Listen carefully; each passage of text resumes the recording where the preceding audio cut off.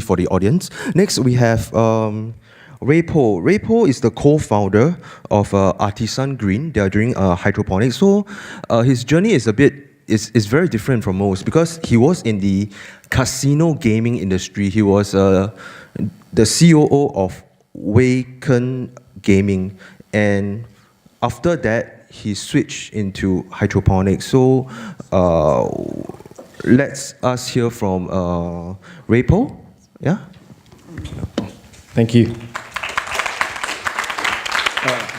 Hi everyone, my name is Ray, and thank you for being here. So Artisan Green is an indoor hydroponics farm, and we actually specialize in growing baby spinach in Singapore, right here in Kallang. So the first thing is that I'm not a scientist, and I'm not an engineer either. So it was only a little over 3 years ago where I was still in casino gaming, and I was actually working for, I was actually doing business development for a casino gaming company in Macau, and also running operations for a slot machine manufacturer in Singapore. So at that point, I'd actually been in gaming for over 5 years, and I was traveling almost every 2 weeks to a different city for work. I really enjoyed my work there. I made a lot of friends within the industry, suppliers, customers, and even competitors. But there came a point in time where I decided that I wanted to change in what I was doing, and so I decided to leave. Except during that time, I didn't really know what I was going to do next. So I actually took a couple of months, did my research on different industries, and finally I decided to leave casino gaming and enter the glamorous life of being a farmer. Yeah. So I didn't have any prior experience to this in farming.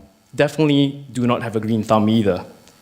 So, which brings me to the three things that I felt was very crucial to my journey down here, which is opportunity, the unknown, and learning. But before delving into my journey, I'd like to share with you all our farm. Judging by your reactions, it's not very impressive, huh? Well, this was actually the very start of my journey as a farmer. So my journey started when I realized that I had no experience in farming at all. I had no contacts, no inroads, and no network. And this is where I want to talk about my first point, opportunity.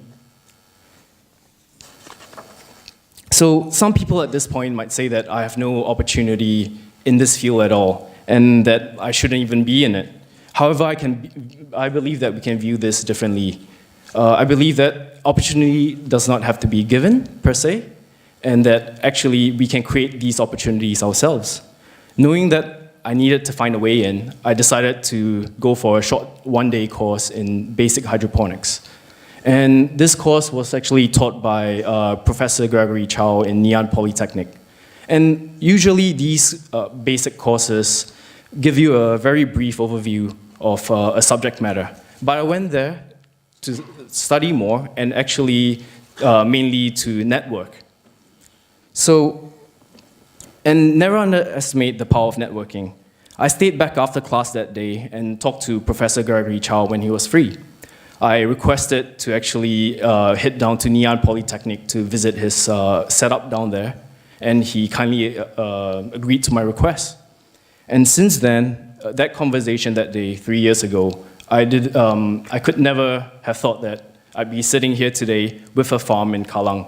And it has come full circle where actually Professor Gregory comes down to our farm regularly and gives us pointers and lends his expertise to our operations.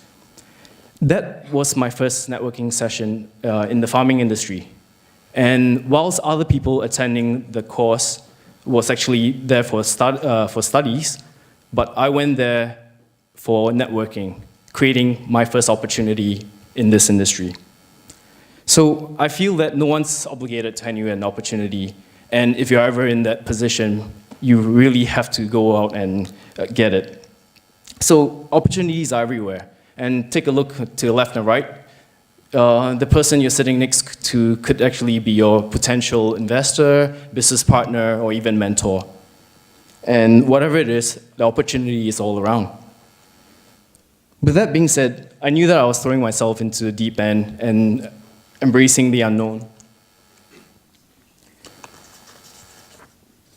So I attended a couple more courses and exhibitions to learn more and network. And after doing all these research, I knew that there were a lot more things that were unknown to me. And ultimately, like the most of us, I do not know what I don't know. So after a few months, after completing our initial prototype, we built a scaled-up version of the farming system and actually built a financial model after that. So we ran various permutations through the financial model and found out that it worked and it made sense. So once we had the basics down pat, we decided to go ahead and carry on the project. And I guess it was time for us to have a bigger toy to play with. So, and we also did not want the project to suffer a death by iteration. So not knowing all the answers, we began constructing the farm. There were many issues and red tape and regulations, as with the Singapore government space. And we actually completed the farm in about 3 months, even though it should have taken 1 month. But we learn as we go along. So before that, our prototypes were actually assembled in an office around 7 square meters. And when we embarked on this project, this was at least almost 50 times that size. So I believe that, and we actually encountered a lot of issues, but I believe that there's usually like a practical answer to any issues that we face, and kept on persevering. So I like to think that the unknown is not something scary, but actually like a challenge that we take and gain experience from it. So one thing that we hear quite often is that like we hear people talking about the number of years of experience that they have had under their belt. And but in actuality, sometimes these experiences are the same things that have been done, not necessarily correctly, and repeated and replicated over year after year.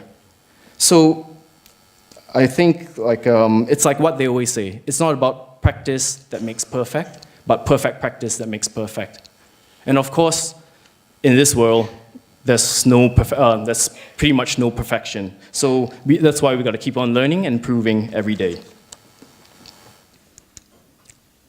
So I think when we talk about learning, we can learn from anyone and anything, good, bad, and everything in between. And for me, the tricky part is to differentiate what is good and what is bad. And this may be a bit different for everyone as well, because everyone holds different principles. So simplistically speaking, learn what to do from good bosses and learn what not to do from bad bosses. And this is not limited to just your superiors. You can learn from your peers, your downliners, and even people that you meet in your daily life. And for a fact, this year, our farm has been surviving on interns helping out. And the contributions that they have made have been immense. Our age gap has been about 10 to 12 years apart, but many a time they were teaching me things, and I felt as if I was the one doing the internship, except I wasn't getting paid. So I believe that you can look for your teachers and mentors anywhere, really. So another group of people that I actually enjoy learning from would be politicians. Not all of them, but some. So I believe that managing an economy is pretty much similar to running a business, but in a much larger macro scale. So it's been very fascinating for me how Singapore has been built and continues to punch above its weight till this very day. And I think it makes a very interesting case study. So let's talk a little bit about farming itself. Farming is a practice that hasn't changed ever since, for thousands of years, ever since we started harvesting fields. So whilst industries have transformed and benefited from the Industrial Revolution, including farming itself, the leap in digitization has not seen much presence in agriculture.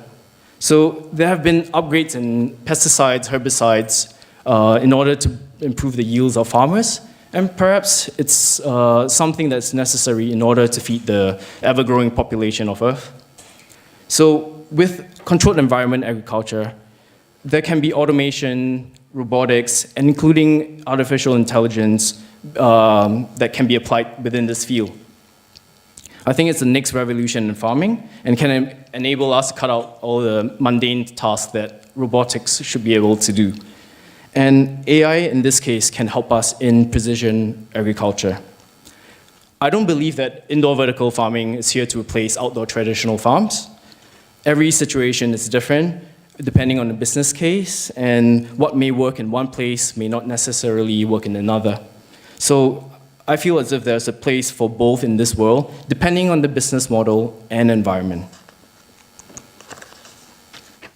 So in terms of what Artisan Green is trying to do in the field of agriculture, it's to promote farming of clean and ultra-fresh produce grown in local cities. We use methods where we can control a range of parameters, right from the temperature down to the specific amount of nutrients that we feed the plants.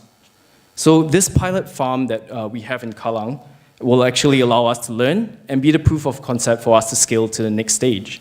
So next up would be a whole new range of unknowns and learning for us. Robotics, automation, AI are all part of the roadmap, and this would be our next challenge.